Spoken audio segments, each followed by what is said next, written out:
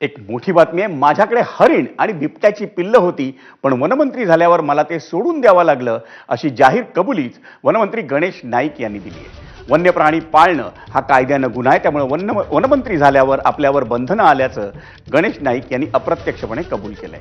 वाशीतील विष्णुदास भावे नाट्यगृहात राज्य मुस्लिम खाटीक समाजाकडून एका मेळाव्याचं आयोजन करण्यात आलं होतं आणि त्या मेळाव्यात बोलताना गणेश नाईकांनी ही माहिती दिली.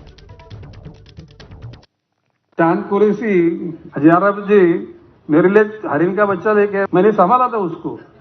जब मैं मिनिस्टर बन गया तो मैंने यार अभी अभी अपनी इधर नहीं रख सकते, अभी उसको छोड़ दिया मैंने, क्योंकि अभी फॉरेस्ट मिनिस्टर होने के बाद ये जो जंगल की चीज मोर रखना, लेपर्ड के बच्चे भी, लेकिन वो कौन संभालेगा उसको? ये नहीं, अपन प्यार से संभाले, लेकिन कानून के तौर पे वो गुन्हा है.